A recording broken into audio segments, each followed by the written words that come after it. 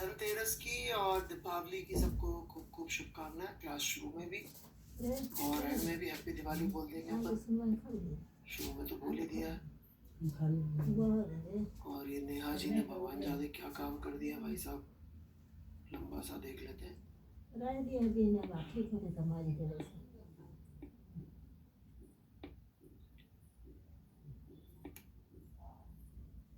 Sir, you told me to ask it in the next class, hence I am asking it here. बहुत बढ़िया बात है भाई साहब।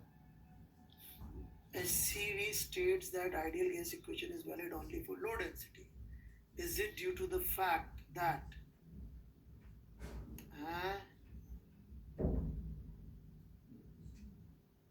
अबे नहीं, ये यही गड़बड़ हो गया नेहा जी, माफ कर दीजिएगा। आपने इतनी मेहनत करके आगे का लिखा है, इतना नहीं है, राइट? तो मैं माफी चाहता हूँ कि मैं आगे का नहीं पढ़ रहा हूँ, सीधे आंसर दे दूं क्या?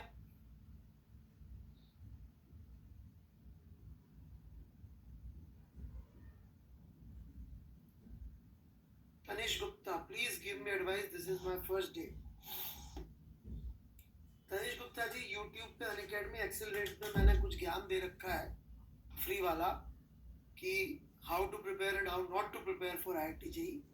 तो वो दोनों एक बार देख लें आप तनिष्क जी, और काफ़ी सारा आपको बेस लाइन तो वहीं से मिल जाएगी, है ना? तब तक मैं निखत जी को पढ़ा लूँ।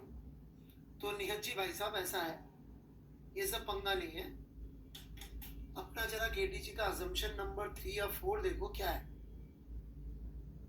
निखत जी, केटी जी का अजम्पशन नंबर 3 या 4।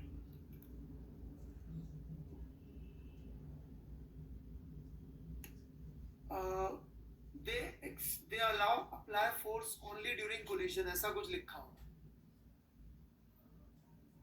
लिखा है ना ऐसा कुछ?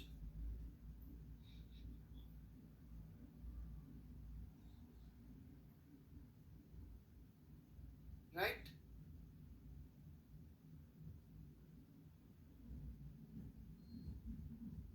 हाँ, तो वो फेल हो जाता है हाई डेंसिटी, क्योंकि डेंसिटी बढ़ेगी तो जो सेपरेशन है मॉलिक्यूल्स के बीच का, ठीक है, वो उनकी साइज के मुकाबले फिर कंपेरेबल होने लग जाए, तो वो अजम्पशन फेल हो जाता है।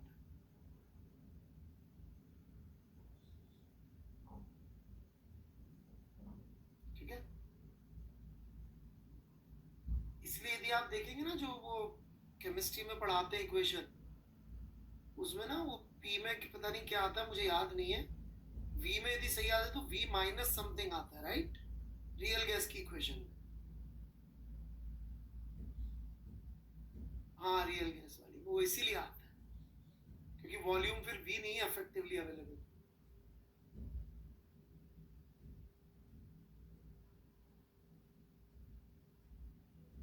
ठीक है, बट साहब जी, सबसे बड़ा आशीर्वाद तो मैं पढ़ा के ही दे सकता हूँ, क्योंकि और तो मेरे पास कुछ है नहीं यूजफुल। सर, आपने गाइड किया था कि आरबीडी के लेक्चर 22 से हीट स्टार्ट है। वो यार, हमारे लिए इलास्टिसिटी ही हीट होती है।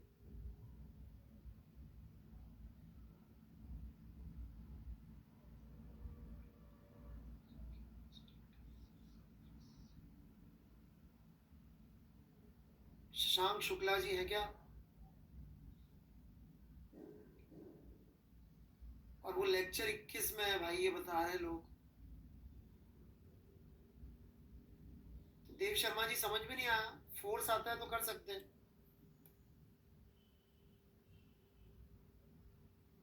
शुक्ला जी, आप गलत लेक्चर में पहुंच गए, शायद लेक्चर 21 से। मैंने डाला था यार लिंक, इसी के पहले लेक्चर में लिंक डाला हुआ है चैट में मेरी तरफ से, जो मैंने वो पिन पिन किया, पिन ही करते ना भाई, एक बार उसे देख लें शुक्ला जी।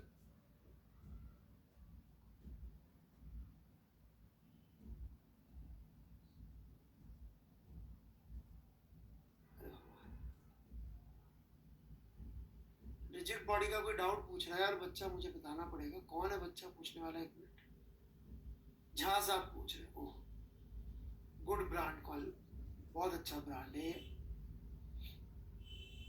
राइट, ये डाबर का च्यवनप्राश है, नाम से लोग खरीद लेते हैं, है ना।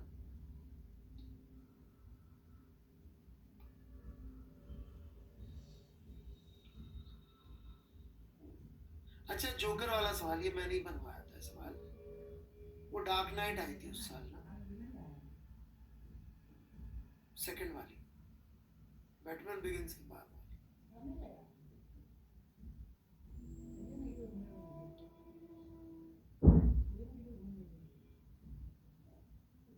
Colour, joker throws the ball perpendicular to his motion while rotation.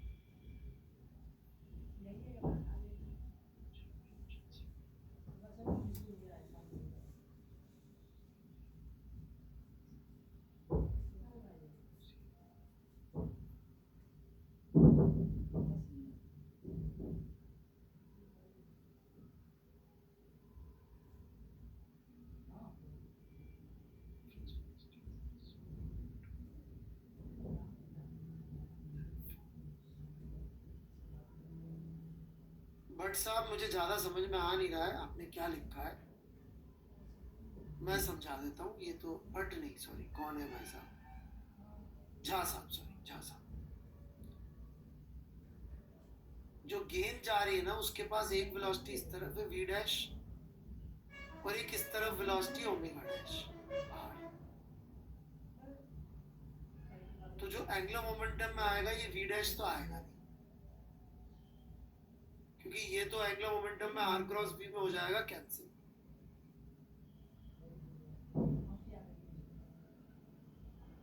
तो ये तो आएगा नहीं, अब ये आएगा तो ये तो प्रूव हो जाता है यार, इसमें क्या है, तो सेम ही रहेगा ओमेगा डैश। बाकी लॉजिकली भी सोच सकते हैं, क्योंकि जब उसने ऐसे फेंका तो गेंद ने इस पूरे सिस्टम पे जो इंपल्स लगाया वो इस दिशा में लगाया, इस दिशा का इंपल्स तो एंगुलर वेलोसिटी चेंज करेगा नहीं ना सिस्टम की।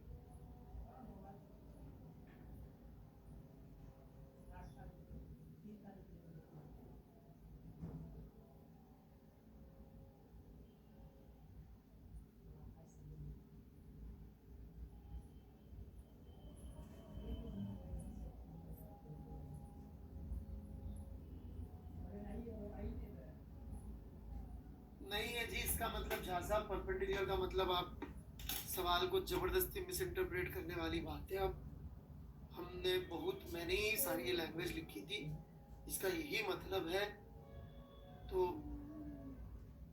है ना, जबरदस्ती मिस इंटरप्रेट करेंगे तो फिर करते रहिए, कोई ऐड नहीं।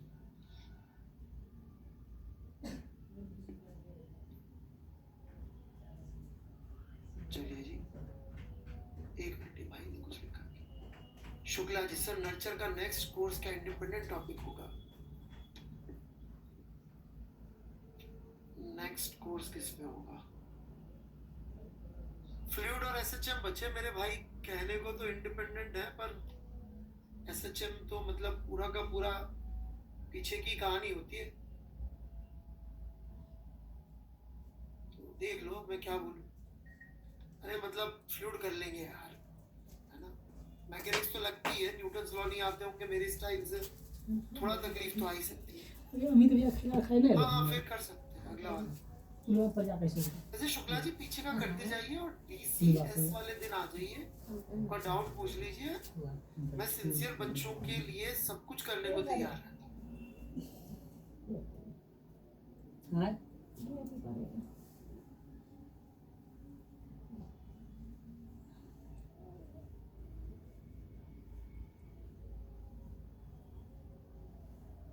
बस दिखना चाहिए आप एफर्ट डाल रहे हैं, प्रूफ कैसा।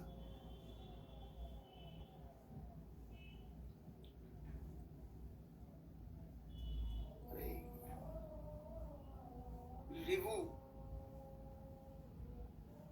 भाई तुम्हारा नाम यूनिक है तो पूरा ही नाम लिख लो ना अपना, न्यूक्लियोफाइल लिखकर आप हमें इज्जत तो बख्श रहे, पर नाम अपना ओरिजिनली रख लो यार।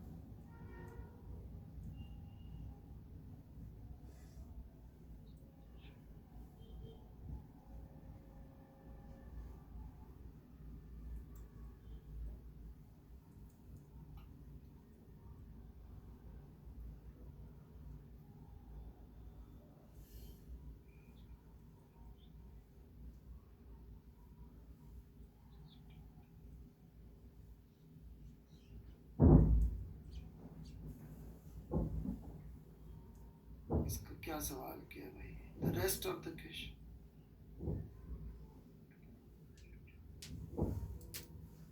यार ये बहुत लंबी कहानी हो जाएगी, ये रोटेटिंग फ्रेम पढ़ाना पड़ता है, पूरा समझाना पड़ता है। जेई वाले भी आपसे यही कह रहे हैं कि रिभू जी आप देखें तो कि भाई तुम्हें फॉर्मूला दे दिया तो सॉल्व करके आंसर निकाल। अब ज्यादा दिल पे लोगे तो बहुत मुश्किल हो जाएगी ये कहानी। थोड़ा समझिए, जब जेई के अंदर फिजिक्स में जो पैराग्राफ आते ना, ये अनसीन पैसेज नहीं आते थे इंग्लिश में, तो ये अनसीन पैसेज टाइप होते हैं। इसमें they are not expecting you to know और understand more than what they want. समझ रहे क्या मेरी बात?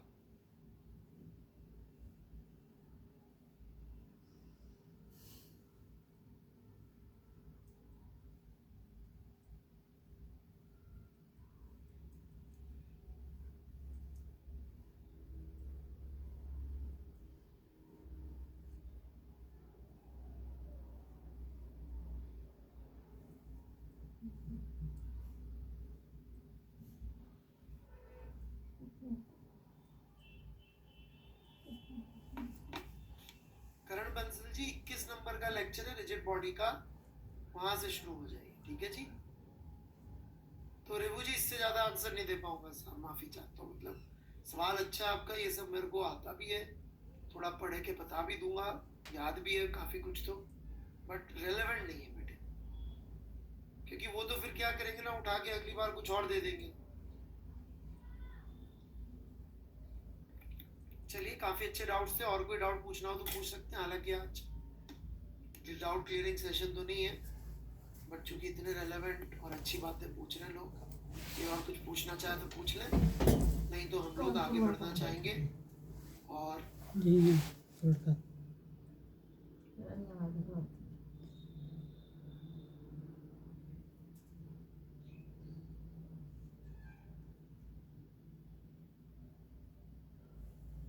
खाली है तो खाली मोबाइल चला मेरा दे देते देखते रहते बढ़ू मैं आगे।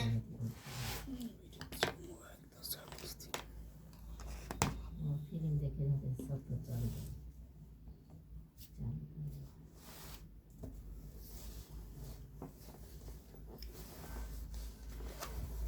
रिवू रिवू प्रोवो दो दे सॉरी।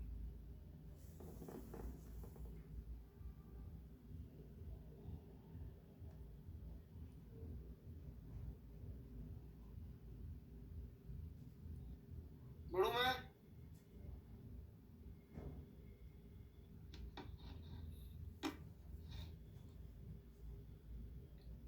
उसमें लिखा है सॉल्यूशन में, आउट ऑफ सिलेबस है तो आप देख लीजिए।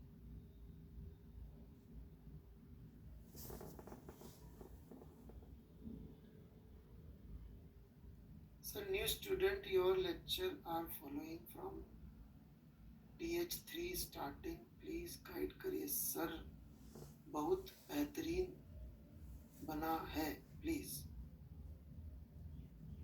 भाई साहब एक तो नाम क्या रखा है अपना,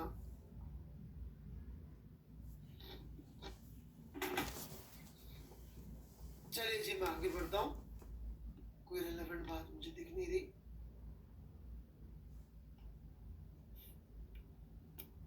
तो हम लोग कहाँ पहुंच गए थे लास्ट क्लास में? मैं गैस लॉज और केटीजी पे शायद होमवर्क दिया नहीं, मुझे अभी याद आया, तो आज दे दूंगा मैं होमवर्क। इनफैक्ट पहले होमवर्क ही देता हूँ, करा दिया था लॉ ऑफ एक्यूपार्टिशन एनर्जी। तो मैं थोड़ा सा गैस लॉज और केटीजी पे होमवर्क दे देता हूँ। तो उसमें होमवर्क में मैं आपको क्या दे रहा हूँ ना, एक तो एचसीवी के वर्कआउट दे रहा हूँ पहले, ताकि उनका डिस्कशन कर लें अगली क्लास में।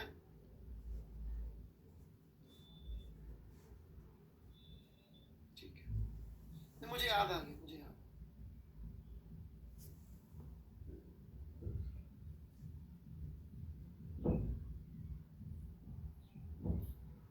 तो chapter 24 question 1 2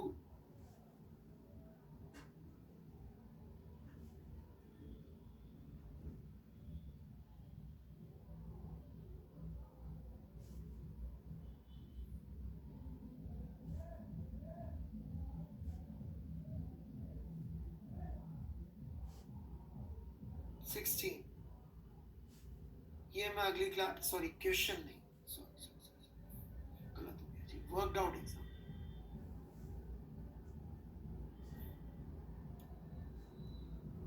worked out exam ये मैं अगली क्लास में डिस्कस करूंगा इसमें लास्ट वाले थोड़ा सा हो सकता है केमिस्ट्री में आपको नहीं सिखाया इस तरह के सवाल तो वो मैं ले लूँगा और एक्सरसाइज में ये बहुत सारे केमिस्ट्री में करे हुए सवाल हैं इजी वाले तो वो मैं दे दे रहा हूँ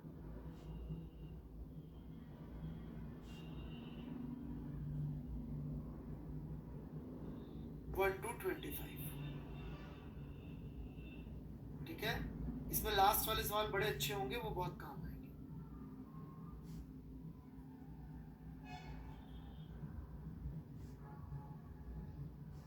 सबसे पहले तो भाई साहब यदि आप मुझे फॉलो कर रहे होते तो आपका नाम ये नहीं हो सकता था सबसे पहले तो सच बोलना शुरू करिए जीवन में टीचर से झूठ बोल के तो क्या होगा डॉक्टर से बीमारी छिपा के इलाज कैसे होगा तो झूठ मत बोलिए पहली एडवाइस दूसरी एडवाइस नाम चेंज करके आइए फिर बात करेंगे चलिए फिर भी तीसरी एडवाइस देता हूँ free man academy accelerate YouTube पे how not to prepare for आईटीजी डाला हुआ है वो कर लीजिए 3 एडवाइस दे दिए तीनों फॉलो करिए फिर आगे बात करी जाएगी बुरा मत मानिएगा है ना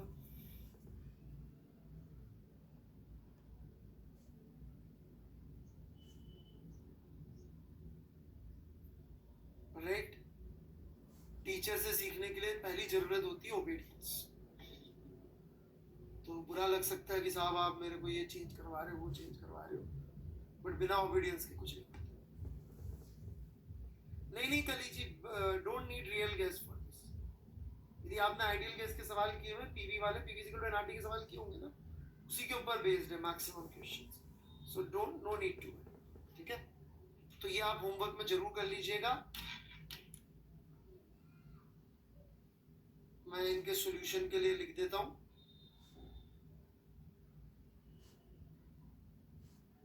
नहीं तो गड़बड़ हो जाएगी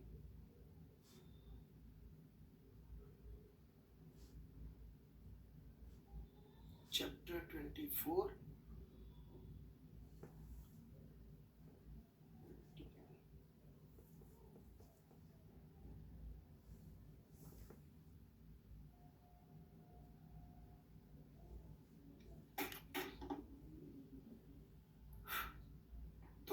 शुरू करें बच्चों तो टेक्निकली हम लोग केटीजी से ट्रांजिशन करके अब जा रहे हैं थर्मोडायनामिक्स में ठीक है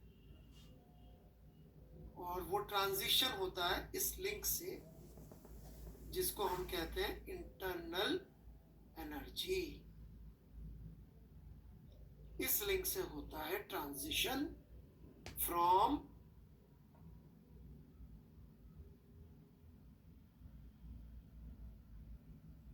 केटीजी टू थर्मोडायनामिक्स ठीक है कैसे तो बच्चों बात ये है बड़ी साधारण सी कि n मोल्स हैं किसी गैस के जिसकी डिग्री ऑफ फ्रीडम f है टेम्परेचर T है तो उस गैस के पास यदि हम एनर्जी लिखना चाहें कितनी है due to motion of molecules तो उसका सिंबल हो जाता है U और वैल्यू हो जाएगी Na total number of molecules sorry मैंने छोटा a लिख दिया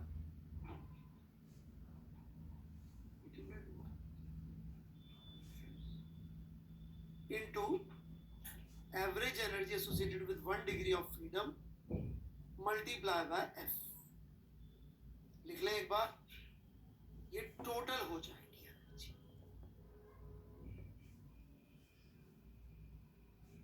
this turns out to be NFRT by 2 this is the total energy that gas has at absolute temperature 50.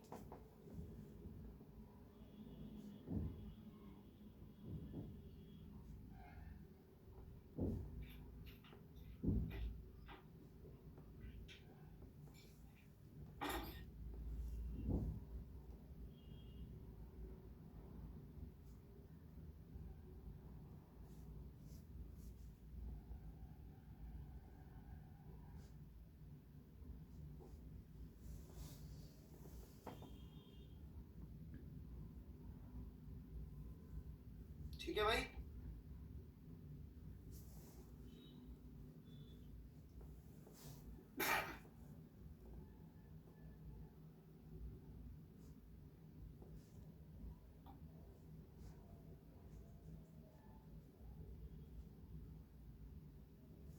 कोई डाउट?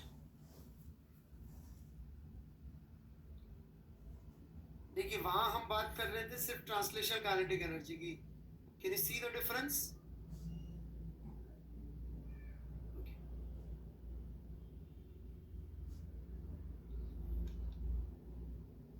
आगे बढ़ते हैं.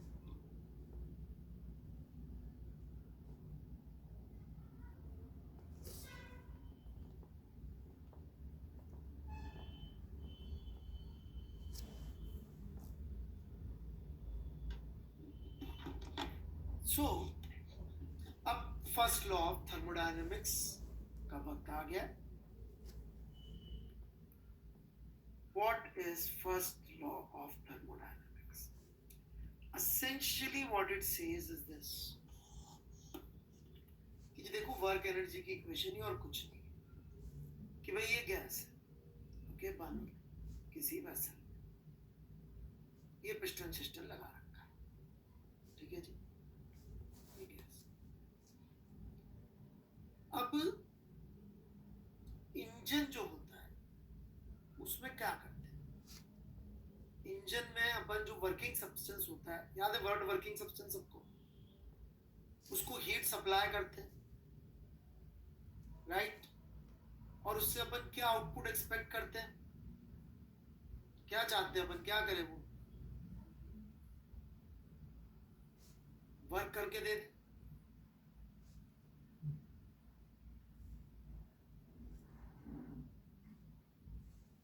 लेकिन इंजन सारी हीट को वर्क में कन्वर्ट नहीं करता. अनफॉर्चुनेटली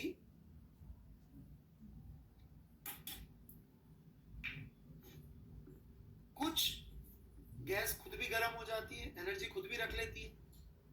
अभी तक हमारे पास उसको नापने का कोई तरीका नहीं. हमारे पास मैथमेटिकल तरीका है नापने का कि गैस जो एनर्जी रखती है वो इतनी होती है.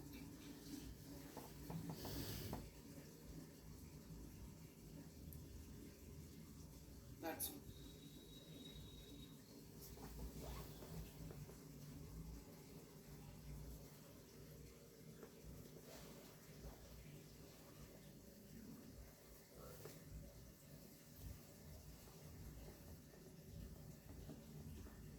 Got it?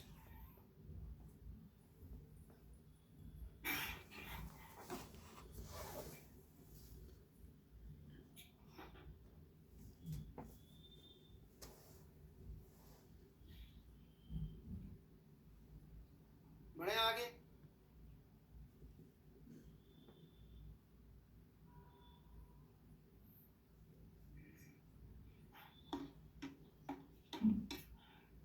बढ़े भाई आगे. फर्स्ट लॉ थोड़ा बस यही होता है.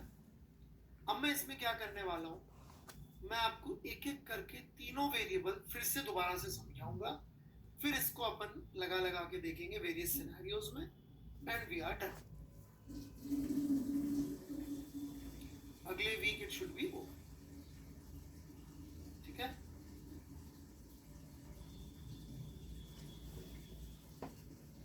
तो शुरू डेल्टा यू से कर रहा हूं मैं. अगर तुम्हारी समझ में आ गई ना, सिंपल सी बात है. पिताजी ने आपको 100 रुपए दिए, 100 तो खैर आजकल कुछ होता नहीं, 1000 रुपए दिए, ऑलराइट. 300 रुपए आपने अपने पास रख लिए बचा के, 700 रुपए आपने उड़ा दिए पार्टी में, खाने पीने में, तो वो वाली बात हिसाब किताब है, उससे ज्यादा कुछ नहीं। एनर्जी की इक्वेशन हिसाब किताब ही होती है, ठीक है ना। चलिए, तो चेंज इन इंटरनल एनर्जी,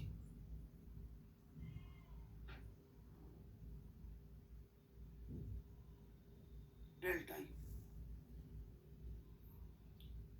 तो चेंज इन इंटरनल एनर्जी जो यहां पर आएगा वो क्या होगा, वो होगा FnRT2 by 2 minus FnRT1 by 2, so it will be FnR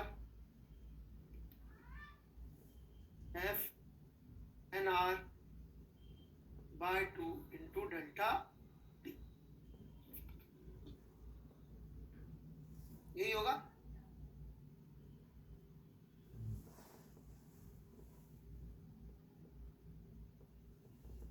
right,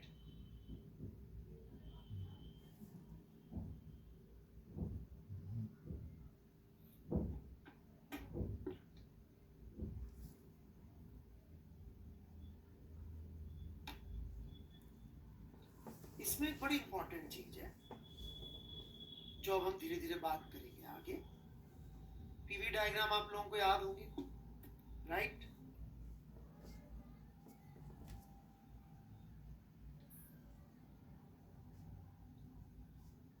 तो इसका एक कोई पॉइंट में पकड़ लूं तो यहाँ पे एक पर्टिकुलर वॉल्यूम आएगी, एक पर्टिकुलर प्रेशर आएगा, और यदि एक पर्टिकुलर वॉल्यूम और एक पर्टिकुलर प्रेशर आएगा for fix amount of mole, तो टेम्परेचर भी एक फिक्स वैल्यू आ जाएगी यहाँ पे, राइट। तो इसको अपन ने बोला एक स्टेट 1, मान लीजिए किसी दूसरे टेम्परेचर की एक और स्टेट है 2। तो कितने तरीके हैं 1 से 2 जाने के, how many paths are available.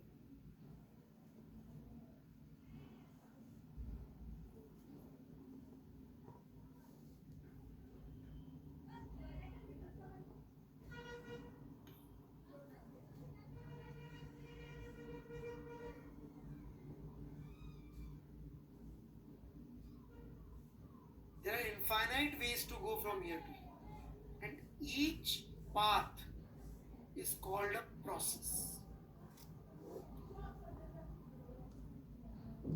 ठीक है। प्रोसेस क्या होता है, फिलहाल हम 2 तरीके से बताएंगे, फिर तीसरा तरीका ही बताएंगे, धीरे धीरे समझा रहे हैं आपको।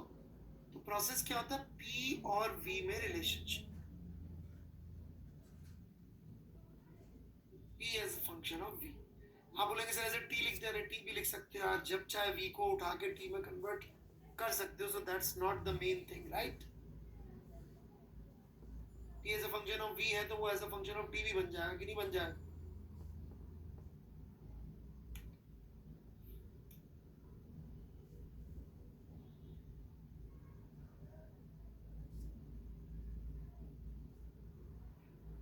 बढ़े आगे,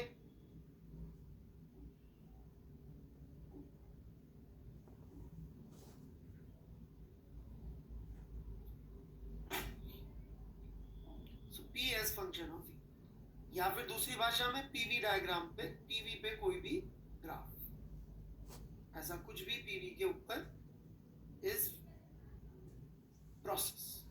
P और V में डायग्राम बना लेना, दैट इज प्रोसेस। अभी ये 2 तरीके से समझिए, फिर इसका फिजिकल मीनिंग भी समझाएंगे, ठीक है।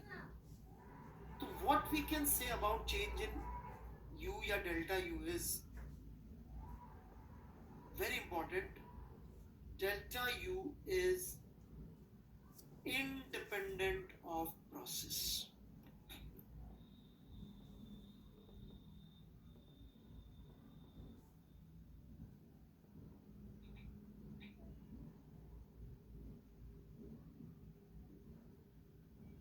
आप देख सकते हैं सिर्फ इस पे डिपेंड कर रहा है कि इनिशियल टेम्परेचर कितना था, फाइनल टेम्परेचर कितना था, ये और किसी बात पर डिपेंड ही नहीं कर रहा है।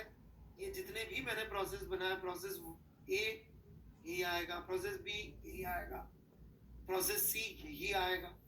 कोई से भी प्रोसेस से मैं चला जाऊं, delta U is going to be independent of process. That is very very very important. और ये क्या सिग्निफाई करता है कि गैस ने अपने पास गैस की खुद की एनर्जी में कितना चेंज हो, और ये इंडिपेंडेंट ऑफ प्रोसेस. ये बात आप लिख लें एक बार. मैसेज बंद कर दिए मैंने, आप लिख लें 1 मिनट, फिर मैं खोलूंगा. डाउट्स होंगे तो उसके लिए, नहीं तो हम थोड़ी कॉम्प्लिकेटेड चीज पे जाएंगे.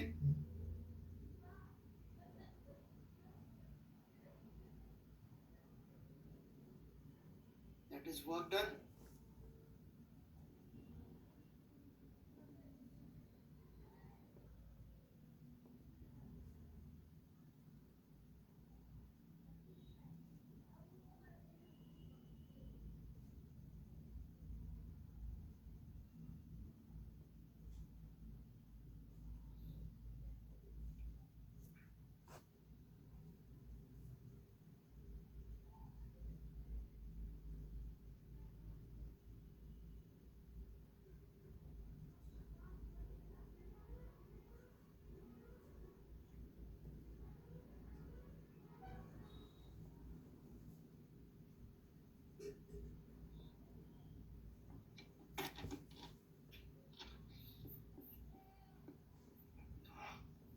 हाँ जी बच्चों, को डाउट?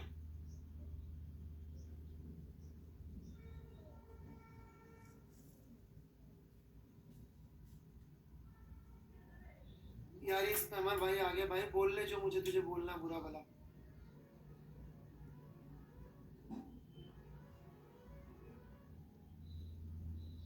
जल्दी बोल यार. कॉपी पेस्ट ही तो करना है भाई मेरे.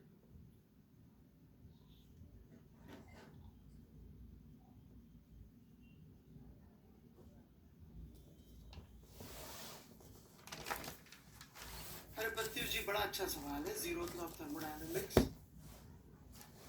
ऑलराइट,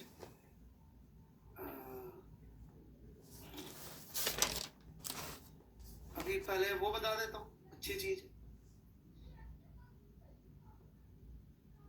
वो भाई नया लिख रहा है तो टाइम लगेगा क्या स्पैमर जी?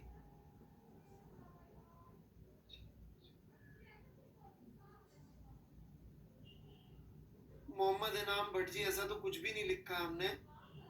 आप पता नहीं कुछ का कुछ और समझ रहे हैं. Question is irrelevant.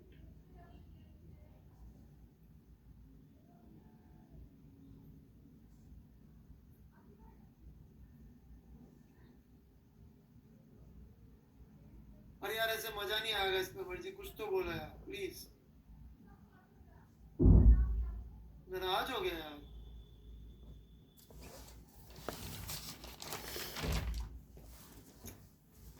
अरे यार कितना बुरा आदमी हूँ यार. मैंने इस बच्चे को नाराज कर दिया.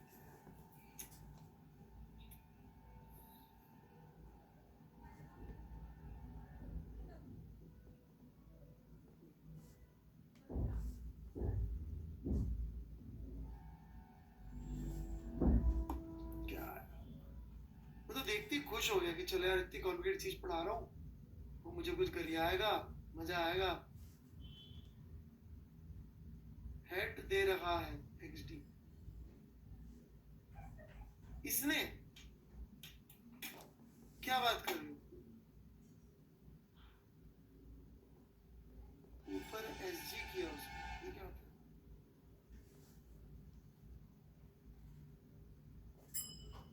एक मिनट देखो यार.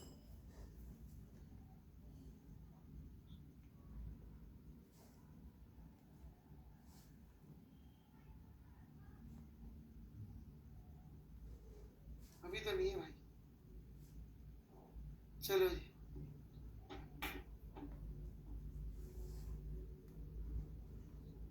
चलो पढ़ाई करें अपन. चलो, एक बच्चे ने बड़ा अच्छा सवाल पूछ लिया, जीरोथ लॉ ऑफ थर्मोडायनेमिक्स. तो थोड़ा पेशेंस से सुननी पड़ेगी कहानी. है पेशेंस, कहानी सुननी पड़ेगी. आई एम सॉरी, बिना कहानी के समझ में नहीं आती फिजिक्स आदि, क्योंकि ये तो बहुत ही अजीब कहानी है. शुरू करूं? तो जी क्या हुआ, इंजन बन गया, आपको याद होगा.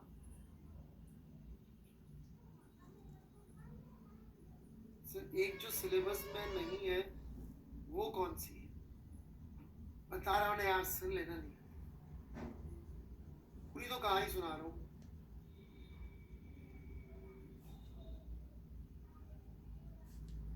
भाई साहब अभी तक यही है, brown at incoming respect plus plus. भाई साहब मेरा रिस्पेक्ट क्यों कर रहे हो आप? अब ये स्पैम कर रहा है, चलो बंद करता हूँ, कहानी सुना। तो इंजन बना दिए लोगों ने, मैंने बताया था आपको। अब उन इंजन की एफिशिएंसी पे काम चल रहा था, तो एक इंजीनियर थी सादी कार्नॉट, फ्रेंच इंजीनियर। इनका भी नाम मुझे सही याद है तो आईफिल टावर पे है, सही याद है तो आई मे बी रॉन्ग, ठीक है। तो इन्होंने बताया कि कुछ जो भी करके कि भाई सबसे एफिशिएंट इंजन की साइकिल ये हो सकती है थ्योरेटिकली। अपन पढ़ेंगे भी सही में कि ऐसे ऐसे इंजन को चलाओ तो सबसे एफिशिएंट, और थ्योरेटिकली इन्होंने प्रूव कर दिया। फिर बाद में उसी आइडिया को लोगों ने जो है और थोड़ा सा टाइट करके उसको सेकंड लॉ ऑफ थर्मोडायनेमिक्स,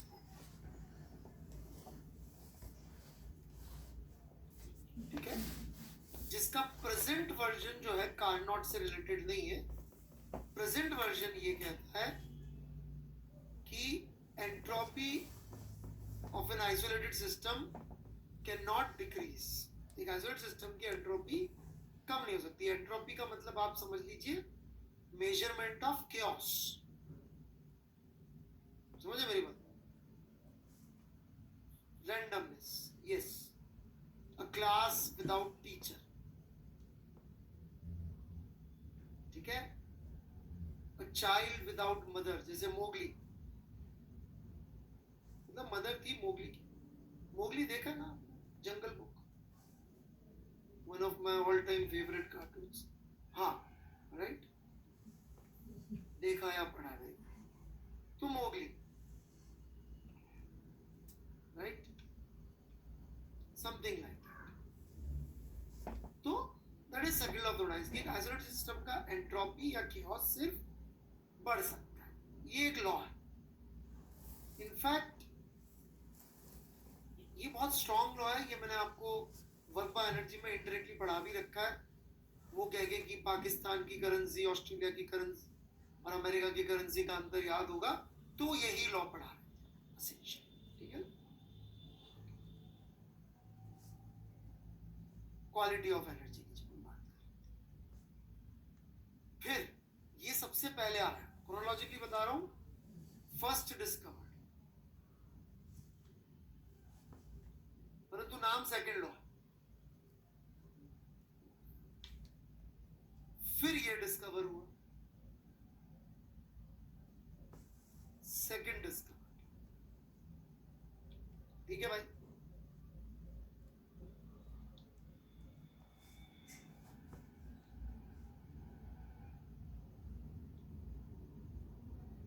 फिर दे रियलाइज्ड कि 0 केल्विन नहीं, बट साहब उसमें ऐसा नहीं है, वो न्यूटन ने एक ही किताब में एक साथ पब्लिश किया है, किसी को नहीं मालूम कि कौन सा पहले आया, राइट। फिर एक और लॉ दिया गया, थर्ड लॉ ऑफ थर्मोडायनेमिक्स, जो वैसे तो अलग बात करता है, लेकिन जिसको एसेंशियली आप लोग तो यूं समझ सकते हैं कि 0 केल्विन तक नहीं पहुंच सकते, ऐसा आप समझ सकते। क्यों नहीं पहुंच सकते भाई 0 केल्विन तक? 0 केल्विन तक इसलिए नहीं पहुंच सकते क्योंकि यदि कोई सिस्टम 0 केल्विन पे पहुंच गया, मान लो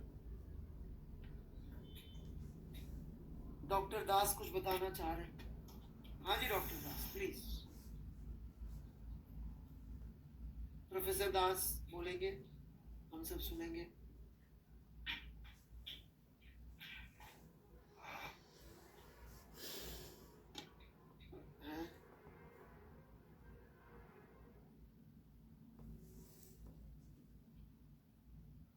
दादा बोलो, बोलूं, अच्छा बंगाली, बंगाली, ओके, बोलू दादा, दास दादा बोलू,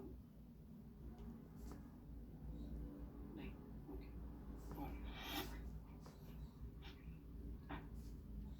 ज्यादा नाराज हो गए, कोई नहीं। तो मैं बढ़ता हूँ आगे। तो 0 केल्विन क्यों नहीं पहुंच सकते, जो मेरा इंटरप्रिटेशन है, दिया रस्तों की दादा क्वेश्चन मार्क। बंगाली में भाई भैया को दादा बोलते हैं, ठीक है। दिया जी आप क्रिकेट से बहुत दूर हैं ऐसा लगता है, नहीं तो इंडिया के जो बेस्ट कैप्टन थे अभी तक के। हाँ, नॉर्थ इंडिया में, नॉर्दर्न और वेस्टर्न इंडिया में दादा का मतलब ग्रैंडफादर। मिस्टर दुबे, मैंने पहले भी वार्निंग दी हुई है, आप भी बैकलॉग कवर कर लो, लड़कियों से कोई कुछ नहीं बोलेगा। आप पहले अपना तो बैकलॉग क्लियर कर लो, नहीं तो मैं आपको सीधे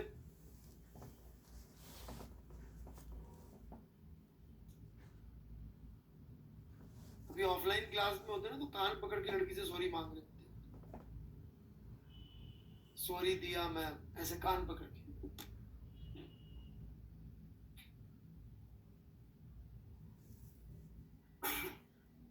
मेरे से तो सॉरी मंगवाता ही नहीं हूँ, वो तो बेशरम होते हैं। जब लड़की से कान पकड़ के सॉरी मांगते तब थोड़ी सी शर्म आती है।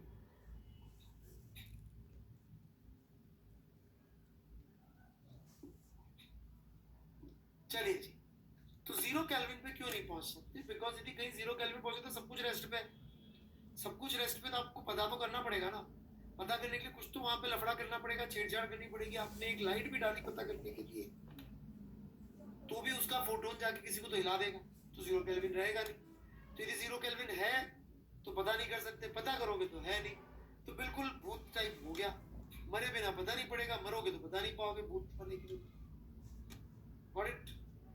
तो थर्ड ऑफ थ्रोनाइटिस मेरी इंटरप्रिटेशन ये है, ये मेरी इंटरप्रिटेशन है, ऐसा नहीं है थर्ड ऑफ थ्रोनाइटिस, क्लोज इनफ इसकी। पढ़े लिखों की भाषा में ऐसा है कि entropy of perfect crystal at 0 kelvin is 0। Heisenberg principle ऐसा नहीं है यार, ये तुमको किसी ने पढ़ा दिया होगा सी वाले सब्जेक्ट में, ऐसा नहीं है मेरे भाई। हाइजेनबर्ग को बदनाम मत करो, प्लीज बदनाम मत करो, वो बहुत जीनियस आदमी था, वो ऐसी फालतू बात नहीं किया था। कि बड़े आगे, अब जब ये सारा काम हो गया तो साइंटिस्ट लोगों को एकाएक नींद से जागे, एंड दे रियलाइज कि इस पूरी कहानी में एक हीरो है जिसको अपन टेक्निकली डिफाइन करना भूल गए।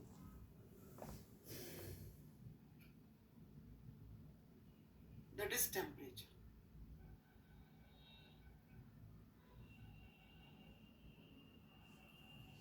ठीक है भाई लोग, कहानी याद है ना? सबसे पहले कौन सा लॉ आया था? थर्मोडायनेमिक्स का सेकंड, फिर फर्स्ट, फिर थर्ड। और इतने बेशरम है ये लोग फिजिसिस्ट, उनको पता है उनसे ऊपर कोई है नहीं। देखो सीधी सी बात है, ये मतलब टशन वाली बात है।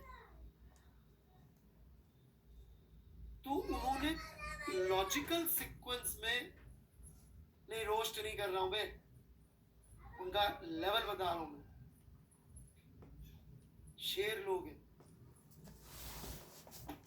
राइट, राजा है साइंस की दुनिया के, समझे? हाँ, नहीं मैंने अभी देखा भी सी, राजा, राजा नहीं वैसे तो रानी थी, रानी साहिबा को भी देखा था मैंने रिसेंटली। मैंने दिखाया क्या आपको रानी साहिबा का फोटो? नहीं दिखाया?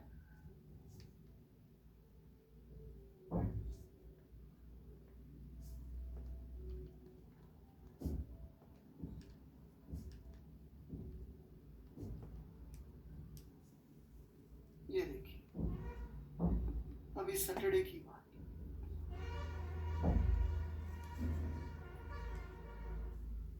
राइट? तो ये जब घूम रही थी उधर, तो सब 200-400 लोग घेर के खड़े हुए थे इनको, इनको जरा ढेला फर्क नहीं पड़ता। हाँ रणथंभौर मैं जाता रहता हूँ, बहुत सारे लोग इनको घेर के खड़े होते हैं। तो ऐसे ही फिजिसिस्ट लोग भी हैं, साइंस की दुनिया के जंगल के राजा। उन्होंने कहा बाहर में जाओ, हमने भले ही सेकंड लॉ पहले निकाला था पर उसको सेकंड बोलेंगे क्योंकि ऑर्डर ऑफ इंपॉर्टेंस में, मतलब ऑर्डर ऑफ इंपॉर्टेंस भी नहीं कह सकते उसको, ऑर्डर ऑफ लॉजिकल सीक्वेंस में जो है वो सेकंड नंबर पे आता है। लॉजिकल सीक्वेंस में थर्ड पे आता है, फर्स्ट पे आता है। अब जब तक ये टेम्परेचर की बारी आई तब तक देर काफी हो चुकी थी। 1950 का टाइम है मेरे ख्याल से, मुझे सही याद हो तो first law, second law, third law किताबों में छप गया। तो उन्होंने कहा यार अब इतनी किताबें उल्टी जाके कौन चेंज करेगा, तो अपन बेशरम लोग हैं। तो उन्होंने कहा कि यार अपन ऐसा करते हैं, नया लॉ जो बना रहे हैं उसका नाम जीरोथ लॉ रख देते हैं, अपने को कौन क्वेश्चन करे। टेक्निकली इसका नाम फर्स्ट होना चाहिए, बट किसी की औकात हो क्वेश्चन करने की तो उसको बुलाएंगे, इधर आ बेटा, क्या बारे में बात करेंगे। वो केमिस्ट्री वाला है तू, बैठ इधर, तेरे को मैं समझाता हूँ एटम क्या होता है। मैथ्स वाले आएंगे, उसको बोलेंगे बेटा इधर आ, डी बाई डी एक्स का मतलब समझाऊं तेरे को, हमारे पप्पा ने बनाया। समझ में आ रही कि नहीं आ रही?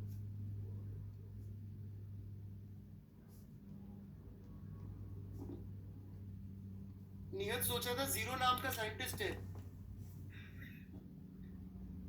हे भगवान।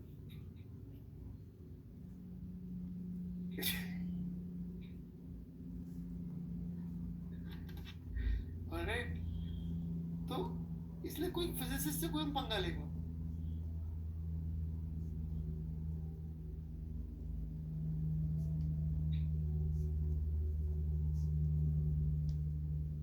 आगे बढ़े। अब जीरो लॉ होता क्या, बड़ा प्यारा लॉ है, ध्यान से सुनिएगा, समझ में आएगा। What it says is this: if body A is in thermal equilibrium with body B,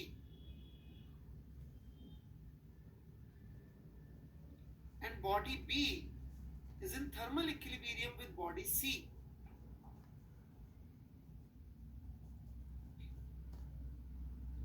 body A is in thermal equilibrium with body B and body B is in thermal equilibrium with body C, then A must be in thermal equilibrium with body C. This is zeroth law of thermodynamics. And पता नहीं आप में से कितने लोगों ने ध्यान दिया, इस लॉ से कुछ होना था ना? क्या होना था? क्या होना था इस लॉ से? टेम्परेचर डिफाइन होना था, राइट? टशन देखिए आप फिजिसिस्ट की, जिस लॉ से टेम्परेचर डिफाइन हो रहा है उस लॉ में साला टेम्परेचर नाम ही नहीं।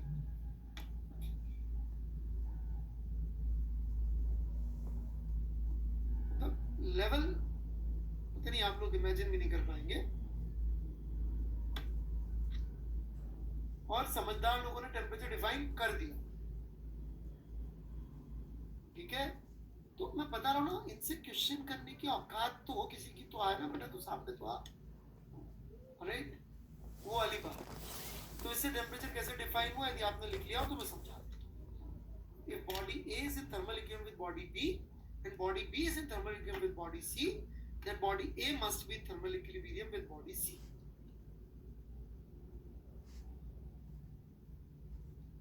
बट साहब क्यों तुक्के मार रहे हो? मेरे को समझ में आने में टाइम लग गया था, हैं? कौन से फिजिसिस्ट ने लॉ दिया था यार? ये मुझे याद, ये याद है कि जीरोथ लॉ 4 लोगों ने दिया था, फर्स्ट लॉ 3 लोगों ने, सेकंड लॉ 2 लोगों ने, थर्ड लॉ 1 आदमी ने। इसका मतलब जो है फोर्थ लॉ नहीं आ सकता थर्मोडायनेमिक्स का, क्योंकि फोर्थ लॉ के लिए 0 लोग लगे।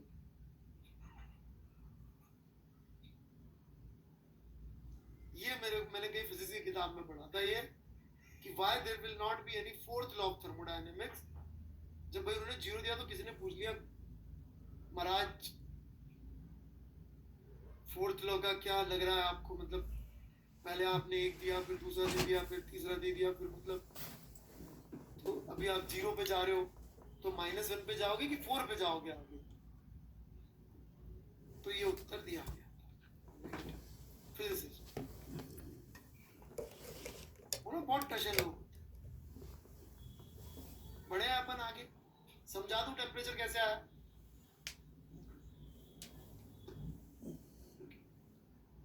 बच्चों टेम्परेचर ऐसे आया कि ए और बी थर्मल इक्विलिब्रियम में है। थर्मल इक्विलिब्रियम का मतलब नेट हीट ट्रांसफर जीरो है।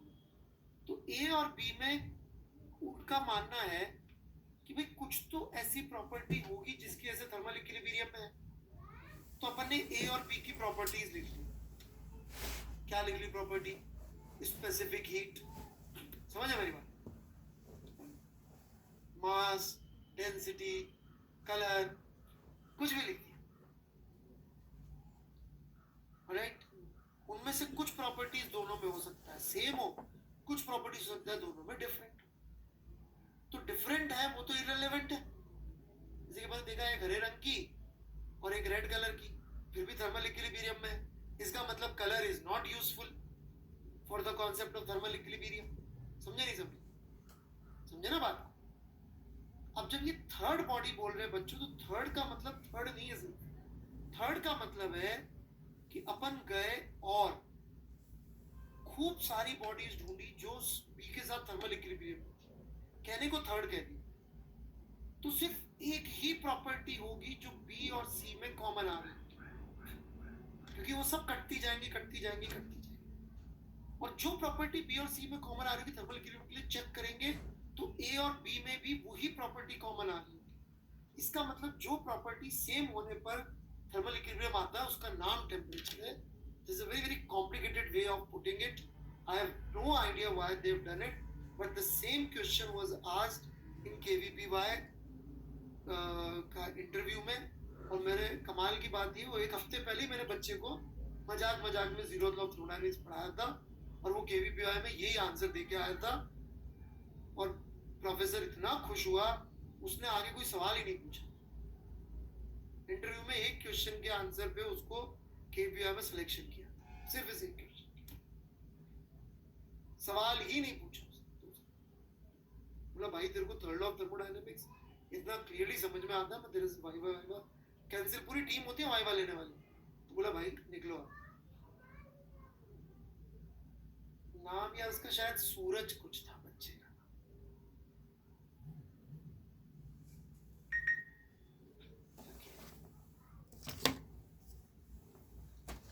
तो थोड़ा हैवी है समझने में, इसलिए मैंने थोड़ा टाइम लिया। और कुछ फिजिसिस्ट ऐसा आर्ग्यू भी करते हैं कि ये फालतू लॉ है, राइट? फिजिक्स एक दूसरे में लड़े तो चलते, उसमें अपन कुछ नहीं कर सकते।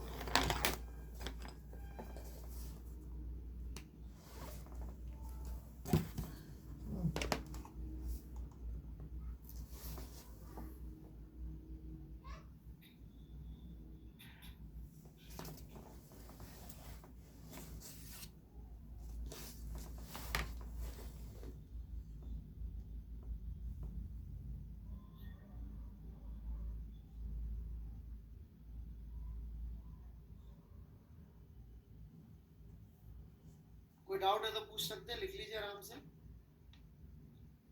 तो मैंने चारों लॉ बता दिए थर्मोडायनामिक्स के, ठीक है ना? तो मैं वर्क पे जाना चाहूँगा, 1 मिनट वेट कर रहा हूँ डाउट्स के लिए। आप पहले लिख लें, 1 मिनट बाद आप डाउट्स भी चैटिंग पे लिख सकते हैं।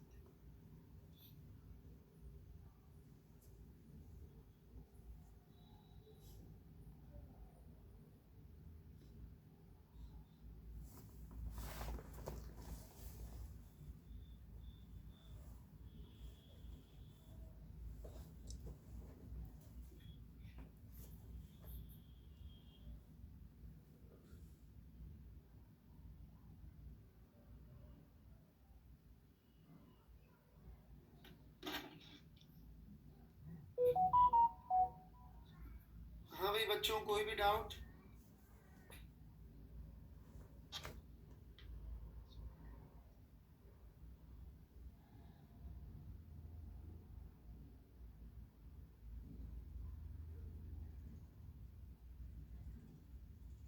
है चटर जी क्या चाहिए यार? सिर्फ फर्स्ट लॉ ये सिलेबस में, जीरोथ लॉ भी कोई ज्यादा यूजफुल नहीं है, इसलिए फिजिक्स खुद आर्ग्यू करते हैं। Chatterjee why this interpretation not logical? मैं नहीं समझा क्या इंटरप्रिटेशन का है। तो बातें लिखी है इसमें, टेम्परेचर तो आया नहीं भाई कहीं पे। आगे पीछे भी तो कुछ होगा ना। हाँ हाँ, उसमें स्टेट से कोई मतलब नहीं है जैन सर, सब में ड्यू टू टेम्परेचर ही थर्मल। हाँ जी Kali ji, very good miss Chopra, बिल्कुल सही।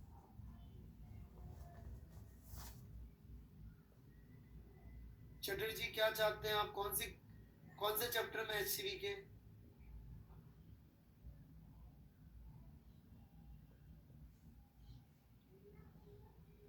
पहले तो आप एनसीईआरटी में पढ़े इस तरह की थ्योरेटिकल चीजें पढ़ने भी। वर्मा जी कभी क्या खुद की इंटरप्रिटेशन भी डाल देते हैं, मतलब डालनी चाहिए, but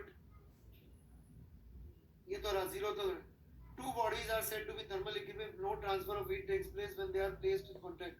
We can state the zero to thermodynamics as follows: if two bodies A and B are thermal equivalent, but observation experience that it is zero law, it should be not be taken obvious, and two persons know this zero law also introduce the concept of temperature.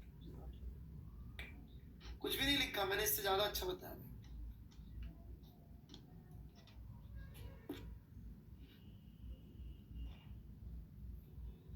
ठीक है, मैं आगे बढ़ूं, work पे आ जाऊं।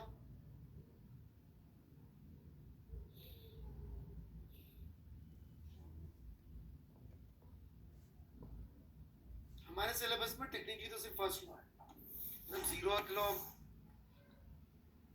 बहुत obvious सी चीज मानी जाती है कि दो बॉडीज के बीच में नेट हीट फ्लो नहीं हो रहा है तो टेम्परेचर से, इस फॉर्म में तो उसको लॉ बोले तो कुछ भी नहीं। ठीक है, वर्क, यही थोड़ा सा ध्यान देने लायक चीज रहती है इसमें, बाकी तो सब आसान आसान चीज है। ठीक है ना। So work done by gas, तो ये चीज क्लियर करिएगा, this is work done by gas.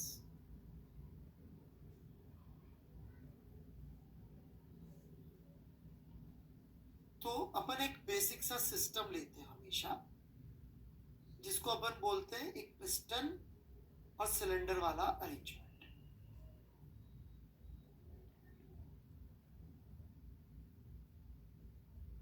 कि भाई एक पिस्टन है, एक सिलेंडर है, और गैस यहाँ पे क्या कर रही है, गैस यहाँ पे इस पिस्टन के ऊपर फोर्स लगा रही है, और फोर्स हमेशा गैस किधर लगाएगी, आउटवर्ड्स ही लगाएगी। प्रेशर का फोर्स तो हमेशा आगे ही लगेगा, पुशिंग ही होगा, राइट। तो dw, यदि ये dx आगे जाता है तो dw would be equal to force which is pa into dx, right? f dx।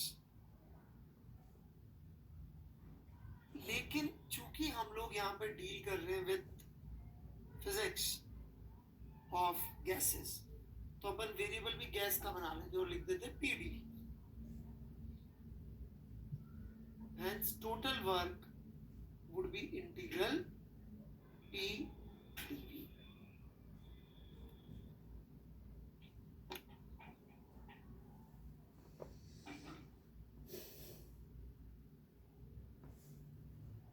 समझ में आई क्या बात?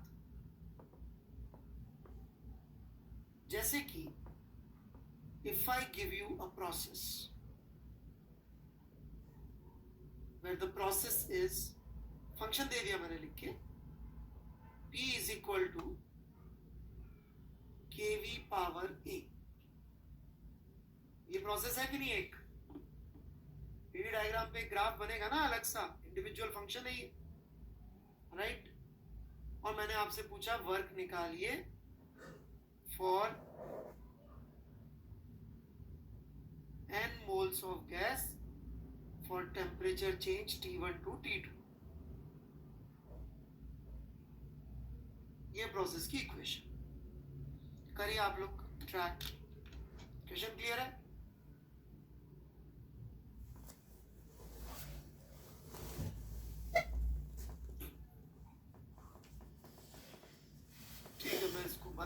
पैसेज को आप ट्राई करेंगे 2-3 मिनट, फिर आगे बात होगी।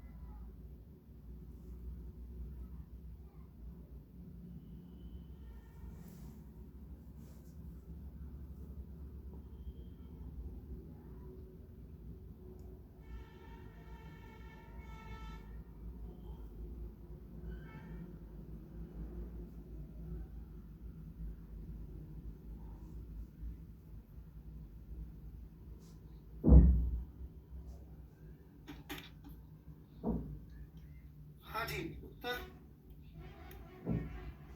आया किसी का?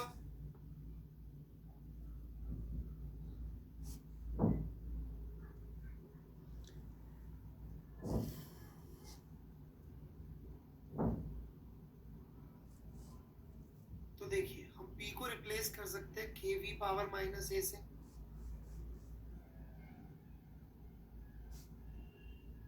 और इसका इंटीग्रल करना तो बड़ा आसान है। It would be k v minus a plus 1 upon minus a plus 1, ये बन जाएगा।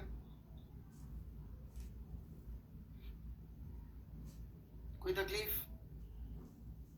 To be evaluated from v1 to v2, और हमें टेम्परेचर दे रखा है, तो अपन अभी टेम्परेचर को,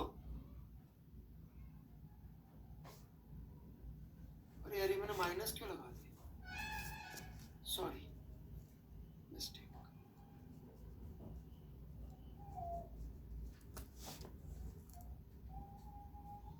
चलिए जी, कोई इशू नहीं,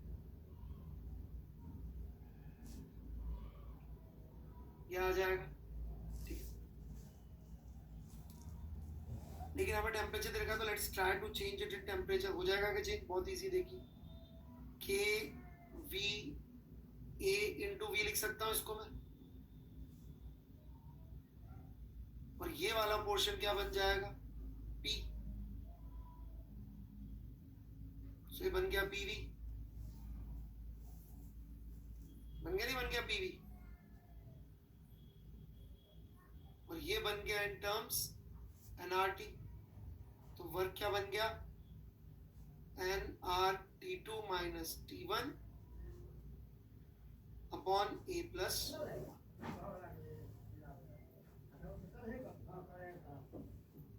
So this is formula for work done. क्या आप क्लियरली देख सकते हैं कि it is independent of temperature, sorry it is dependent on the process, सिर्फ टेम्परेचर पे डिपेंडेंट नहीं है, प्रोसेस पे डिपेंडेंट आ रहा है, क्योंकि ए की वैल्यू चेंज करूंगा तो अलग अलग आंसर आ जाएंगे। So work done depends on process.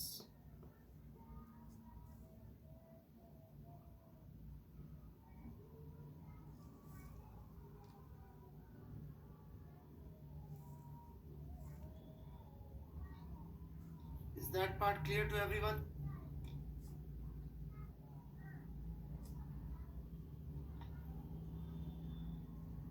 आगे बढ़े।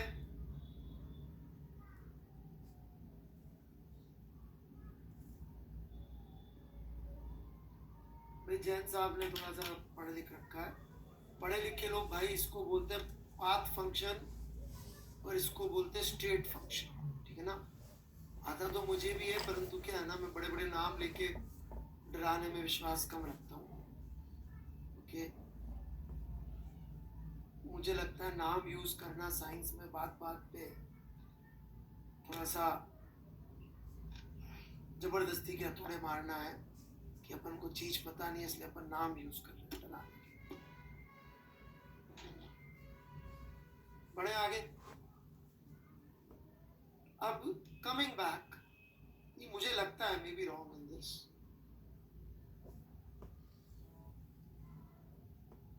कि इंटीग्रल पीडीवी है। दो तीन बड़ी इंटरेस्टिंग बातें यहाँ पे ध्यान से सुनिए, समझ में आएगा। तो integral PDV is essentially area under the curve.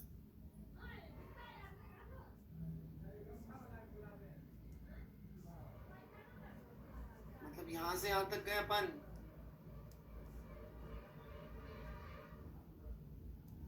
मान लीजिए v1 से v2 है और ये v1 और ये v2, राइट। लेकिन एक इंटरेस्टिंग बात आती है दिमाग में कि p कभी नेगेटिव हो सकता है क्या? Can p ever be negative pressure? नहीं। तो ये दो क्वाड्रेंट तो गए। कैन v भी नेगेटिव, वॉल्यूम नेगेटिव हो जाए?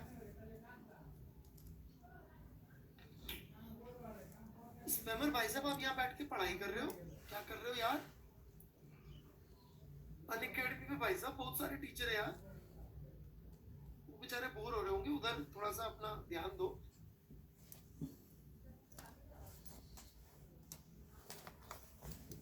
हम तो ऐसे ही गप्पे वप्पे सुनाते रहते हैं लोगों को।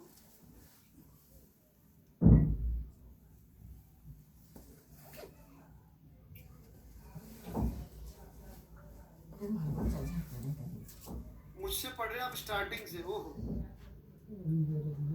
अच्छा जी। इनर्शियल फ्रेम की डेफिनेशन बताओ।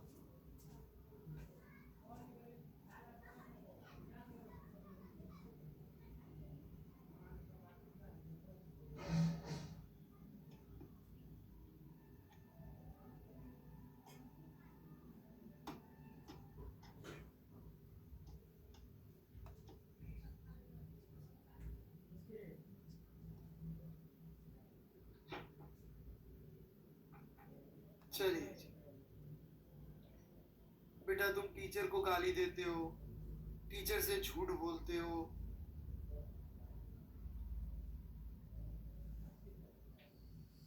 मम्मी के लिए भी पता नहीं क्या करते होंगे, आई डोंट नो। क्योंकि टीचर को मुंह पे गाली देने के लिए मतलब बहुत, हिंदुस्तान में तो बहुत खराब वो चाहिए होंगे संस्कार।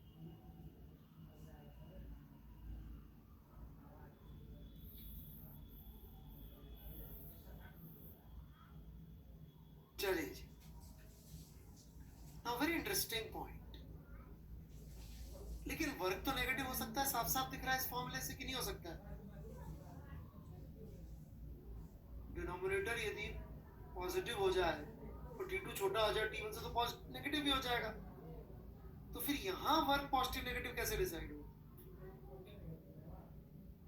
You know, there is a reason कि पीवी ग्राफ नहीं बोलते। बोलते हैं क्या ग्राफ? नहीं। क्या बोलते हैं? डायग्राम, पीवी स्लोप, ए पार्थ जी, पीवी डायग्राम बोलते बे।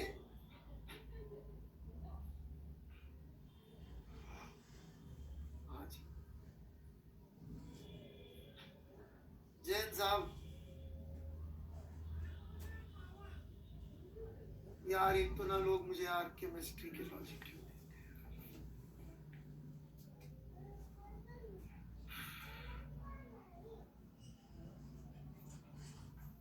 भाई केमिस्ट्री केमिस्ट्री में जो पढ़ रखा था बस उसका सवाल सॉल्व करना यूज करना है, लॉजिक इधर से आता है ना।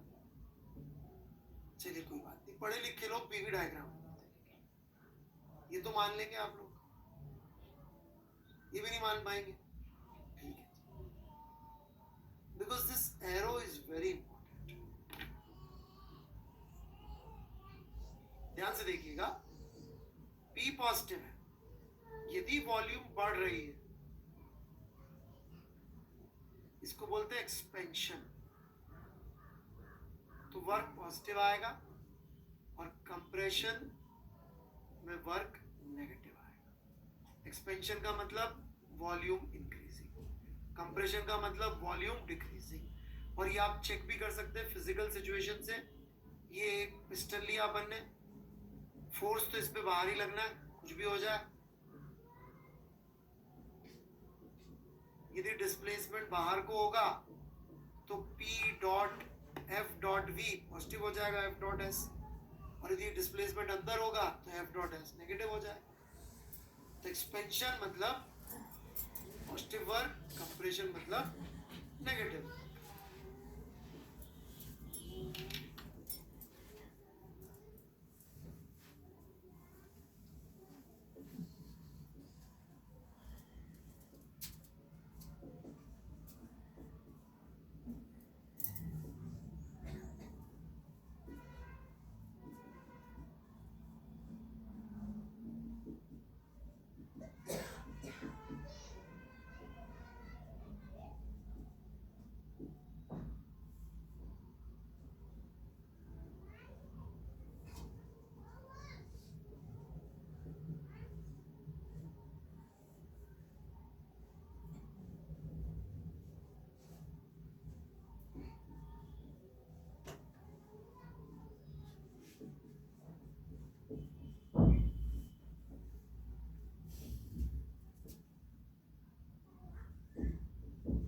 क्लियर है?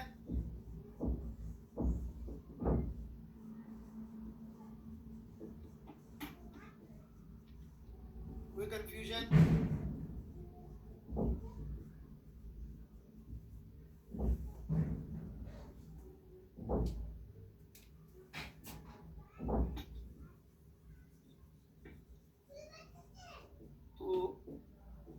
तरीके के वर्क मैंने बता दिया आपको। मैथमेटिकल इक्वेशन होगी तो उससे निकाल सकते हैं इंटीग्रेशन करके। पीवी डायग्राम होगा, डायग्राम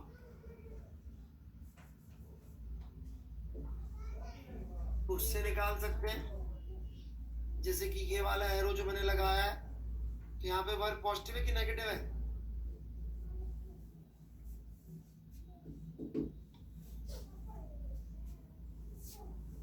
कई लोगों को नेगेटिव दिख रहा है। ये भाई वॉल्यूम बढ़ी है, एरो देख लो यार, बहुत बड़े वाले हैं भाई।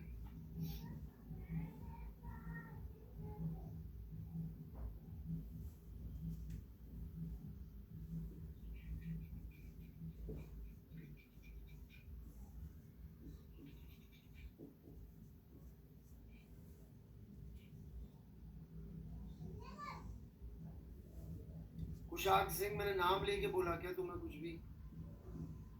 काहे इमोशनल हो रहे हो भाई?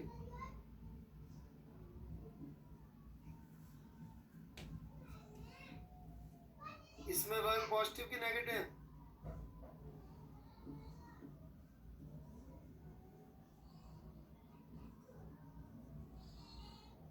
नेगेटिव।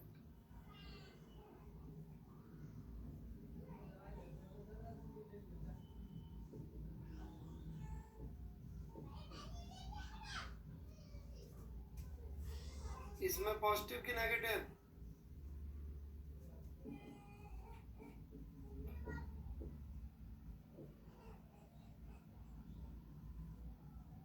कुछ लोग बादलों में खोए हुए हैं, ध्यान नहीं दे रहे। कुछ लोगों की सुबह नहीं हुई है अभी तक।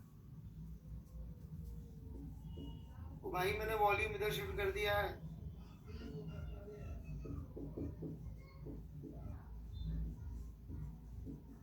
पॉजिटिव, क्योंकि वॉल्यूम बढ़ रही है।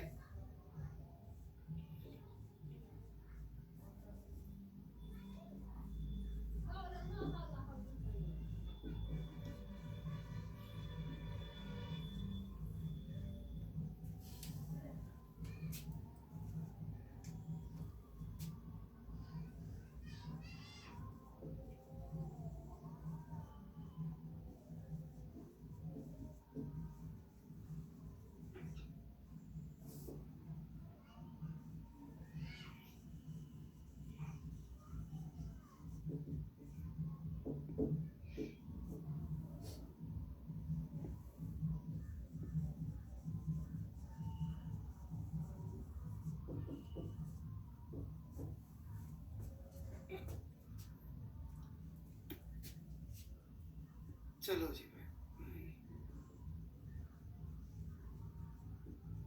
बड़े आगे।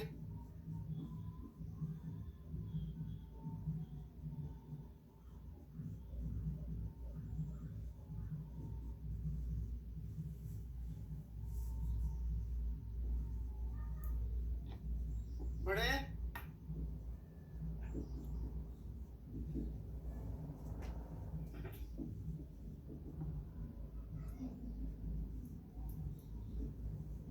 चलिए जी, तो आप देख सकते हैं ग्राफ से पता कर सकते हैं, एरो के थ्रू वॉल्यूम बढ़ने घटने से पता कर सकते हैं। और सबसे इंपॉर्टेंट बात, डिपेंड्स ऑन प्रोसेस, ये बहुत इंपॉर्टेंट बात है।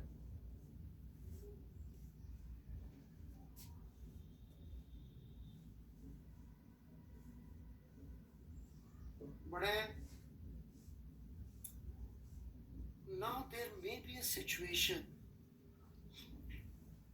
जहां पे हमको p as a function of v directly नहीं दे रखा और फिर भी वर्क की जरूरत पड़ रही। जैसे कि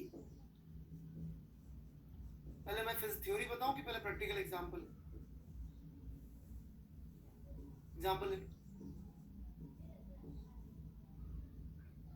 जैसे कि ये पिस्टन है, इस पे एक तो गैस जो है अंदर गैस है ही सही,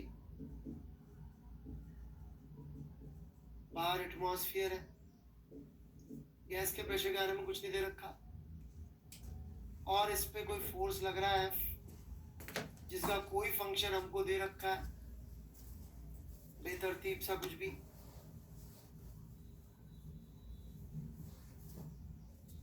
ठीक है कि नहीं?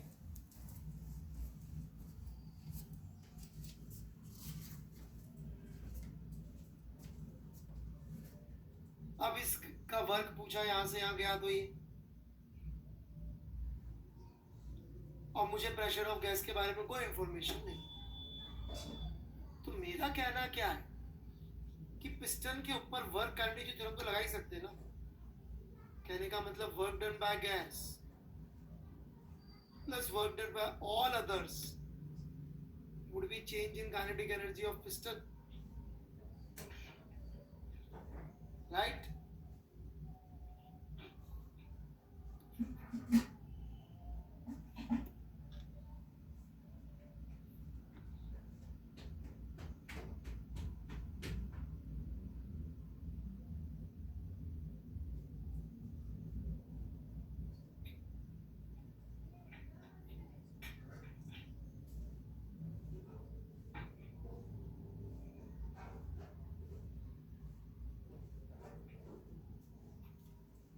ये हमें निकालना है,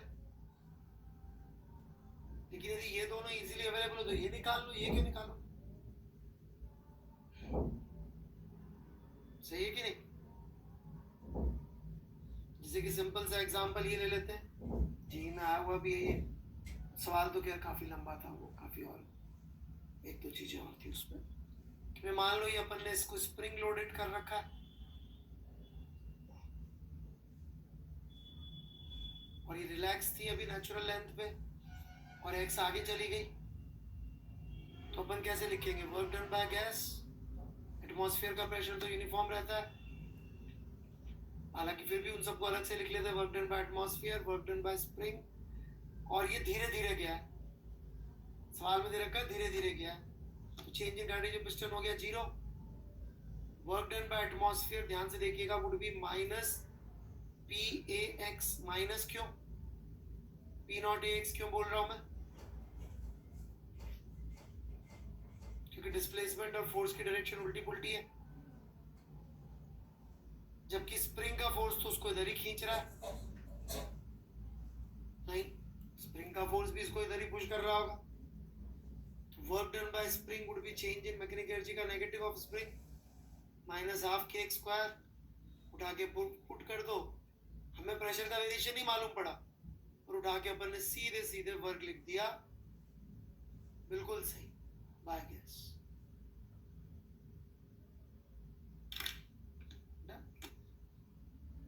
तो ये भी एक तीसरी टेक्निक अवेलेबल होती है।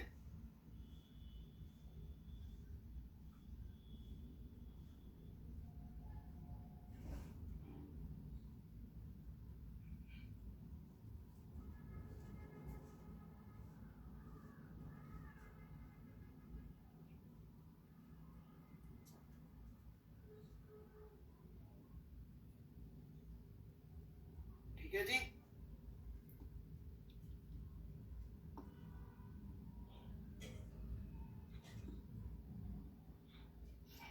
डाउट?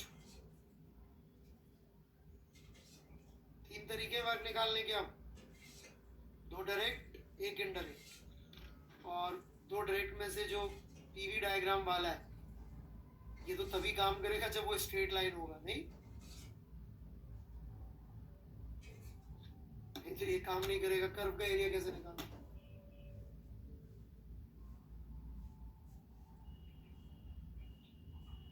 कुणाल जी वर्क एनर्जी पढ़ लीजिए।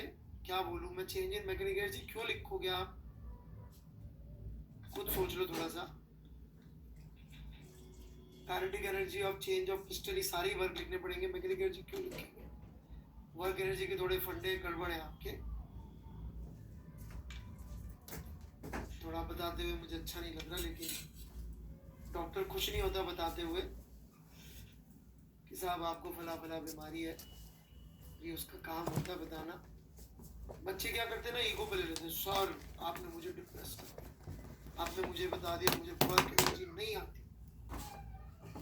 चलो भाई जेई वाले बता देंगे नहीं आती, तब मान लो।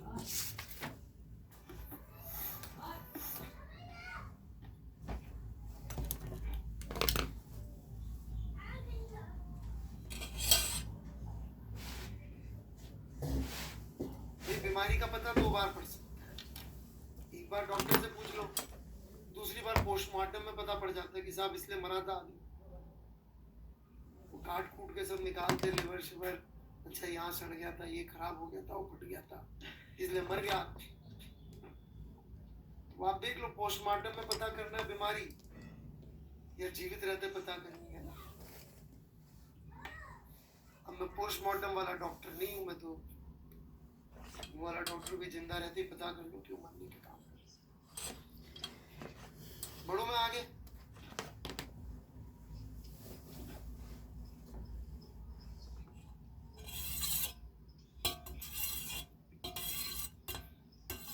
चौथा, सॉरी तीसरा, delta Q that is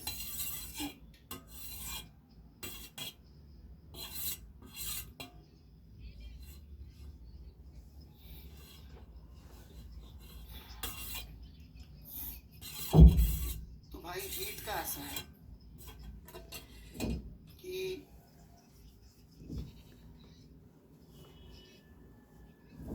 result पे बाद में आएंगे कैसे क्या करते हैं, पहले प्रॉपर्टीज पे बातें कर ले हो जाएगा। डेल्टा क्यू दोनों का सम आ रहा है, प्रोसेस चेंज करेंगे ये सेम रहेगा, प्रोसेस चेंज करेंगे चेंज हो जाएगा, तो डिपेंड्स ऑन प्रोसेस।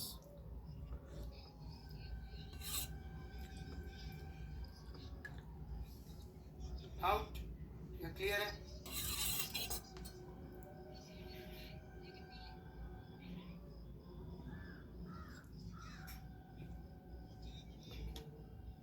दूसरी बात,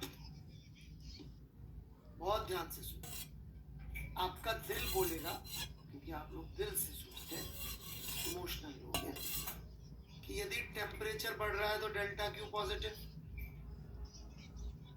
हिला रही ना ऐसे, झूठ मत बोलो।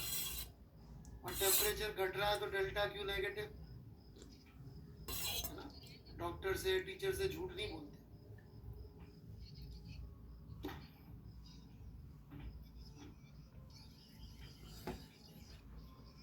बिल्कुल नहीं, most of the time true,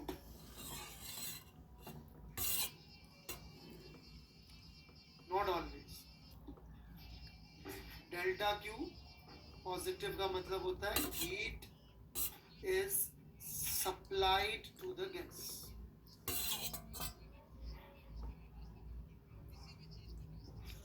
और डेल्टा क्यू नेगेटिव का मतलब होता है heat is rejected by the gas.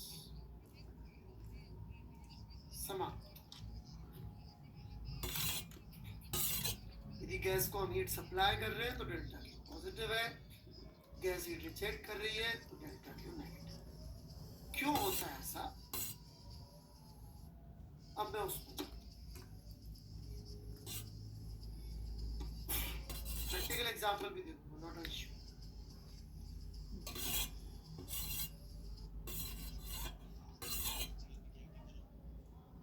बढ़ू आगे लिख लिया हो तो इजेक्टेड नहीं है, रिजेक्टेड है। ये के आगे भी देखिए कुछ लिखा है। क्यों यार ये मेरे को हैंड राइटिंग के लिए प्रिंसिपल ने बेचारे ने लिखा है मेरे 6ठी के रिपोर्ट कार्ड पे, 8वीं के रिपोर्ट कार्ड पे कि राइटिंग सुधार लो, नालायक इंसान। एक्सीलेंट लिखे।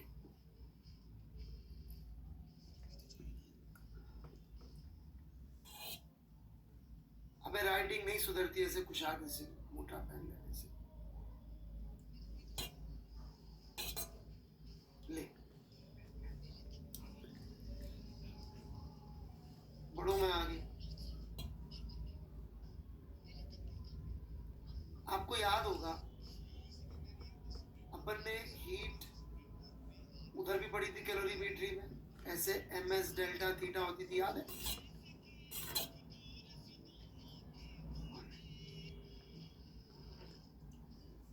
यहाँ पर थोड़ा सा अलग तरह से लिखते हैं। यहाँ पर लिखते हैं n। तूने बोला कुशाग्र सिंह तो बदलाना भाई, कोई इंप्रूवमेंट नहीं हो रहा मेरे हिसाब से। तो यहाँ पे ऐसे n इज अमाउंट जो जनरली नंबर ऑफ मोल्स में होता है।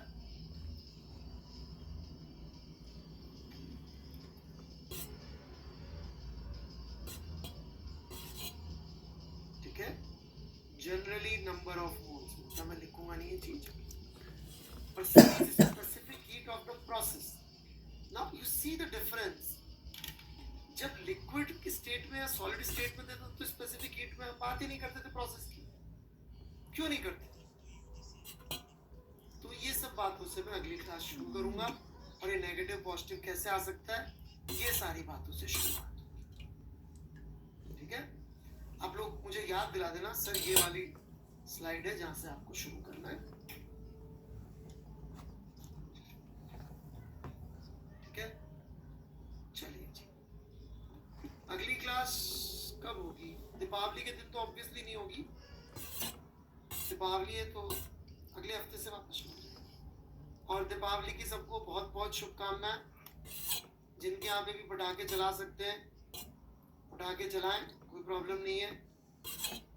और बच्चियाँ फुलझड़ी ध्यान से चलाएं, बच्चे पटाखे वगैरह भी ध्यान से चलाएं, और मिठाई वगैरह कंट्रोल से खाएं। ये नहीं कि इतनी मिठाई खा लें कि फिर अगले दिन दूसरी जगह पे बैठे हो अपोजिट ऑफ डाइनिंग टेबल, और एक पूरा दिन टॉयलेट में निकाल के क्या फायदा। तो आराम से मिठाई खाओ, राइट? बाकी खुश रहे, दीपावली पे एंजॉय करें। चलिए जी, बाय बाय।